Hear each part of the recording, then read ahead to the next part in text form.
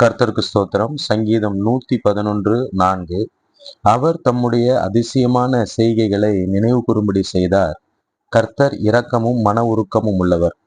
பிரியமானவர்களே, நம் ஆண்டவராகிய இயேசு கிறிஸ்து செய்கிற அதிசயமான செயல்கள் அது எப்பொழுதும் நினைவு கூறத்தக்கதாகவும் எப்பொழுதும் நம்முடைய நினைவில இருக்கத்தக்கதாகவும் காணப்படுகிறது.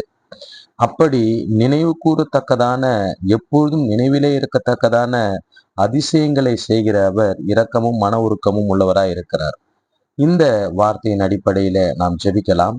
தகப்பனே, சங்கீதம் 111:4 பிரகாரம் நாங்கள் ஜெபிக்கிறோம்.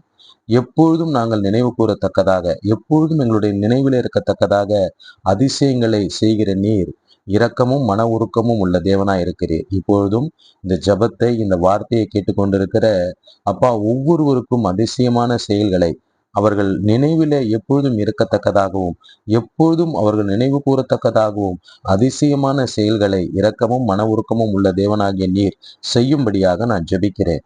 கர்த்தர் அவ்வண்ணமாகவே செய்தபடியினாலே நன்றி சொல்லுகிறேன். இயேசு கிறிஸ்துவின் இனிதான நாமத்தில் ஜெபிக்கிறோம் தகப்பனே. ஆமேன், ஆமேன், ஆமேன். God bless you all. கர்த்தர் உங்களை ஆசீர்வதிப்பார்.